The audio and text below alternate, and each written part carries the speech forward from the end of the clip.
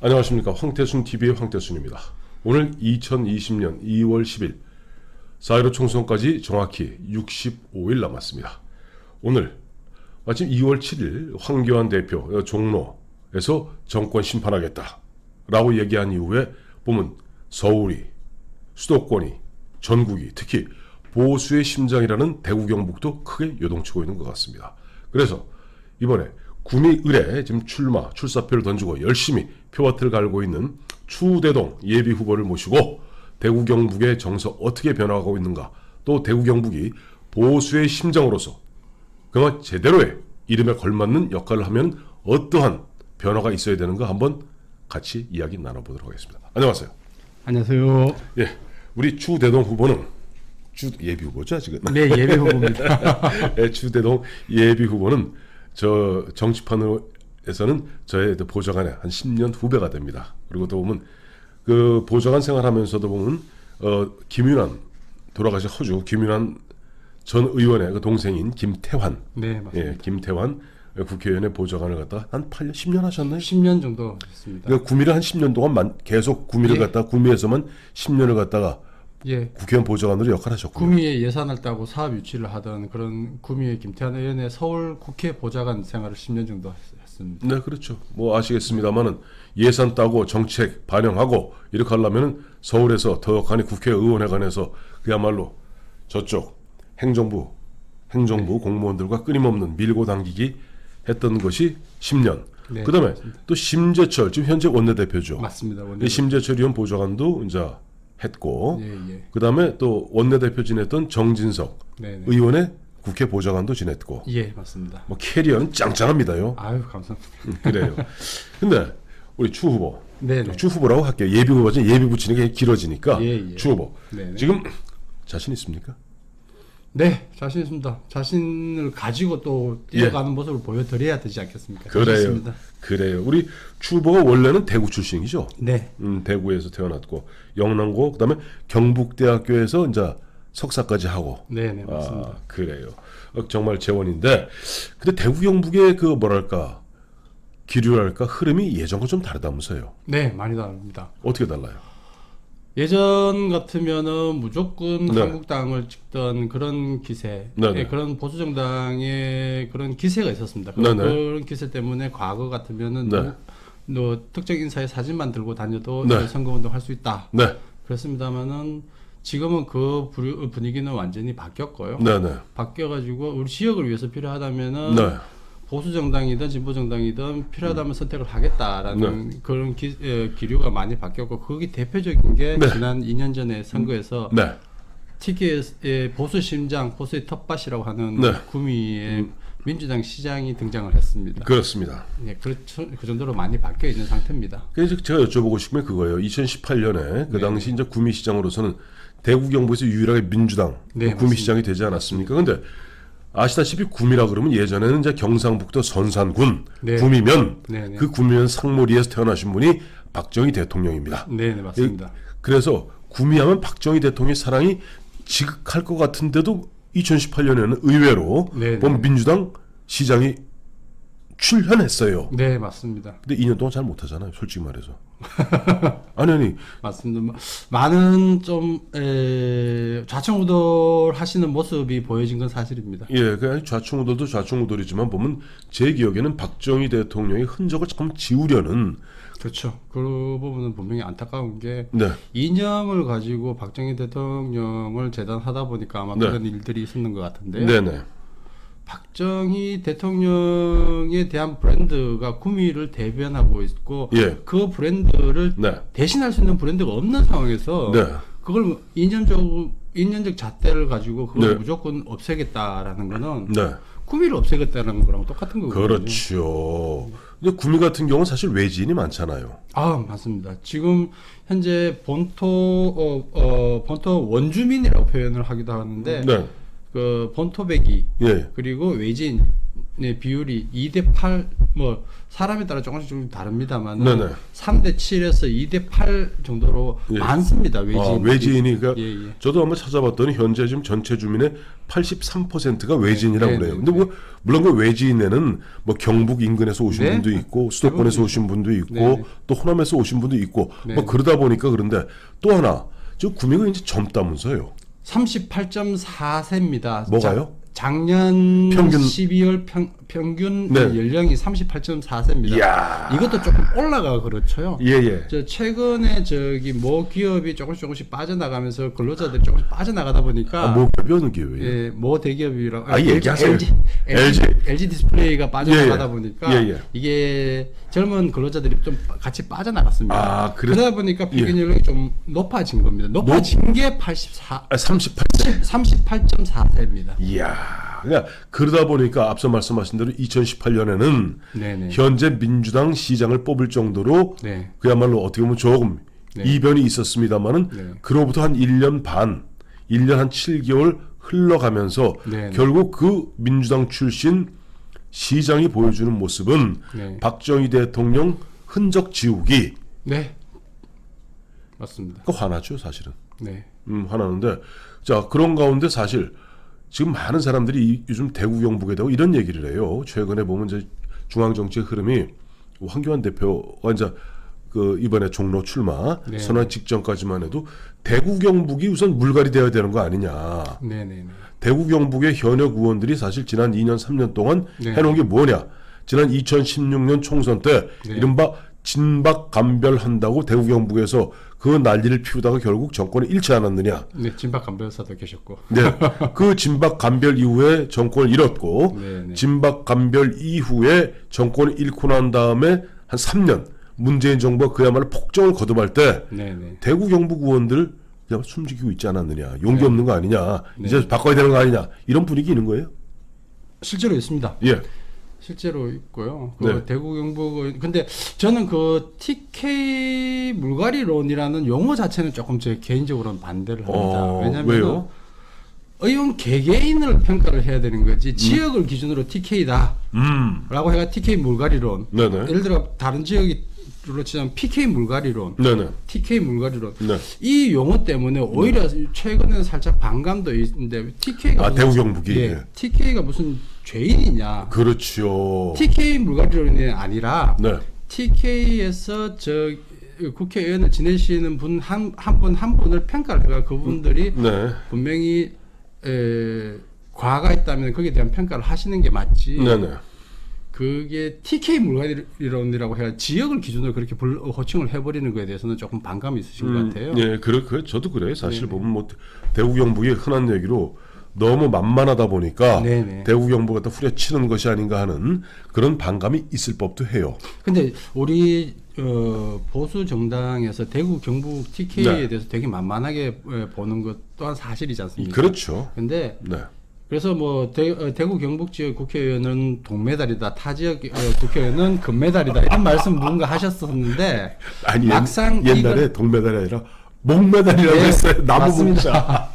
근데 이게 이거 당사자 입장에서 보면 국회의원 한 사람 한 사람 입장에서 보면은 다른 지역의 선거 기간이 저기 2주 동안에 본선거 기간이 있다면은 거기에 비해서 상대적으로 예선전인 경선은 조금 여유롭지 않습니까? 그렇죠. 근데 반대로 TK 지역은 이 예선이라고 하는 경선 기간이 사실상 딱히 정해진 기간이 없습니다. 그래서 어떤 의원실은 1년 전부터 하기 때문에 어떻게 보면은 이 경선이 힘든 TK 지역에서 경선 기간이 1년 이상 걸리는 기간도 있고요.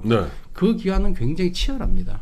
그렇죠. 갑자기 우리 추 후보가 그 말씀하시니까 갑자기 왜 제 머릿속엔 예천이 떠오르죠? 제가 예천을 말씀드리는 게 대한민국 양궁의 고장이 예천입니다. 맞습니다.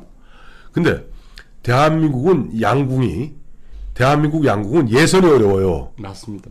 국가대표 뽑히기가 저 올림픽 가서 금메달 따기보다 어렵습니다. 제가 이 말씀을 드리려는 거예요. 대구 경북은 그냥 아무나 장사미사가 그냥 후보가 되는 게 아닙니다. 그 내부에서는 정말 치열할 정도로 맞습니다. 박이 터질 정도로 대한민국 양궁 국가대표 뽑을 정도로 그렇게 치열하게 싸우는 겁니다. 네, 그 결과 보면은 자유한국당 후보가 된 거예요. 그런데 어느 순간부터 보면 대구 경북은 만만하다고 네. 야 너는 그냥 날로 먹지 않았느냐? 왜? 예선이 어려운 걸 얘기 안 했던 거죠. 그렇죠. 그러다 보니까 예. 늘 매번 선거 때만 되면은 교체율을 이 지역에서 높여야 전체 교체율을 맞추니까. 네. 그래서 이 지역이 항상 물갈이론 하면은 이 지역이 거론이 되어 왔습니다. 네. 이 TK 물갈이론이 이번에도 어김없이 등장을 했는데 네네. 이러한 부분들이 계속 반복된다면은 네. 예, 아시겠지만 과거 YS 정부 때 있었던 그 TK 정서라는 개념이 있잖아요. 있죠. 바로 YS 정서. 그 개념이 지금 TK 물갈이론이 50%다 70%다 하고 하면서 자꾸 거론되면서부터 지역민들 사이에서 왜 TK가 무슨 죄를 지었느냐라는 반감이 또 살짝 일어나고 있는 게 또 사실입니다. 자, 그런데 이거는 이제 TK요? 25개던가요? 저 깜빡했네. 지금. 예, 맞습니다. 예. 25개, 대구 경북 25개 지역 전반의 흐름은 그런데 네. 그런데 구미 흐름 바뀌어야 되잖아요. 아, 저는 그거를 주장을 하고 있습니다. 그래서 예. 그러니까, TK다 구미다가 아니라 TK하고 구미하고 분리하셔야 됩니다. 예. TK다 구미다가 아니라 예. 각각 지역에 그러니까 구미 을 지역에 구미 갑 지역에서 네. 활동하셨던 의원님들을 네. 한 분 한 분을 개인을 평가를 하는 게 맞다는 게 제 네. 말씀이고요. 예. 그리고 지금 바뀌어야 되겠다고 생각하는 게 제가 지금 늘 이야기하는 게 구미가 지금 대한민국이 완전 축소판이 되어 있어요. 그게 무슨 말씀이세요? 대한민국이 네. 지금 민주당 인사가 대통령이 되어가지고 예. 지금 경제가 엉망이 되어가고 그렇죠. 있습니다. 마찬가지로 지금 TK에서 유일하게 네. 구미 지역이 민주당 시장이 들어와 계십니다. 네네. 그 민주당 시장이 들어와 계시고 이 민주당 시장이 들어온 이후에 네. 경제가 굉장히 안 좋습니다. 구미에서 가장 많이 거론되고 있는 단어가 있습니다. 저는 알아요. 임대입니다. 임대. 저는 맥주인 줄 알았더니. 아니요. 임대. 임대입니까? 곳곳에 붙어 있거든요. 그만큼 경기가 그러니까 안 좋다는 그 겁니다. 경기가 안 좋으니까 예. 저 뭡니까?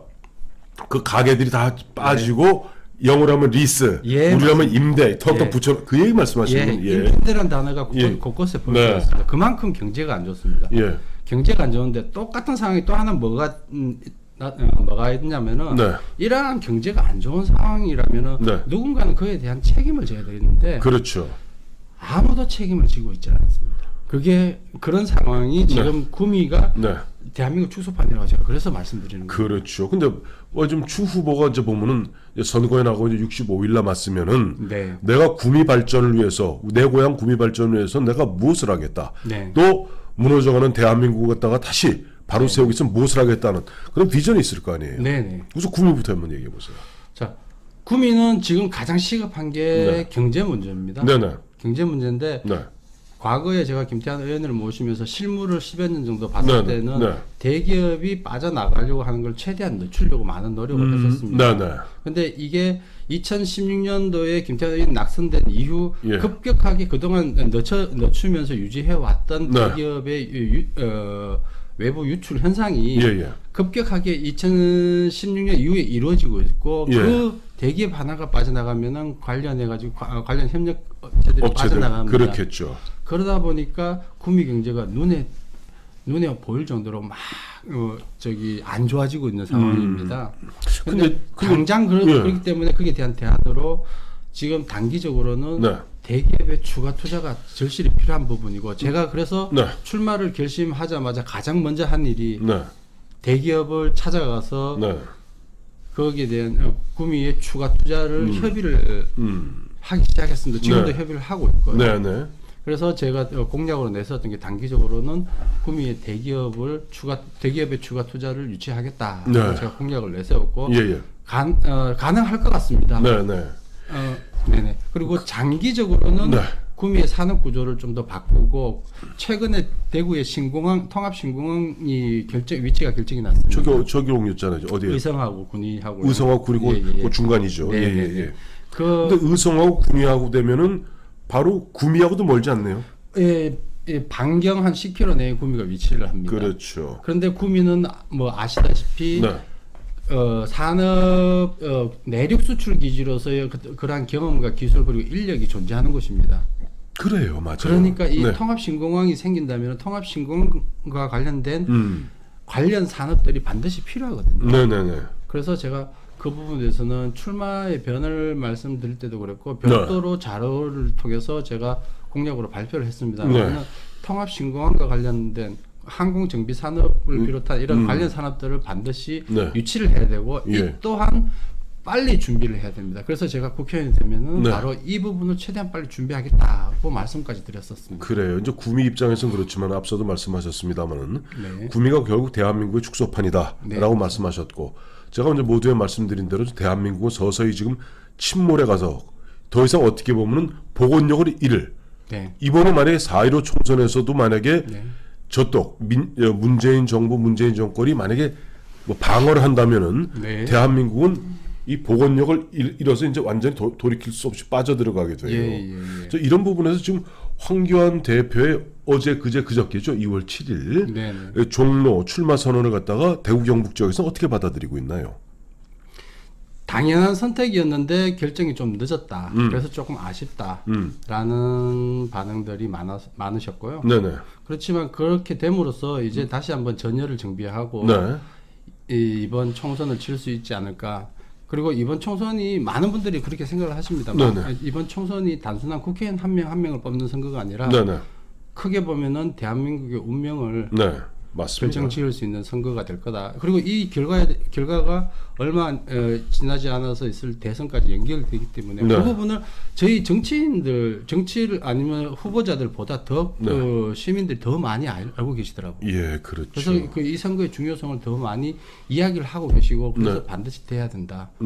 그리고 저는 거기에서 그러면 되려면은 제대로 된 사람, 젊은 사람으로 세대 교체가 이루어져야 된다. 그래서 힘을 받고 우리 자유한국당이 뭔가 바꿔보고 나라를 바로잡도록 해야 된다.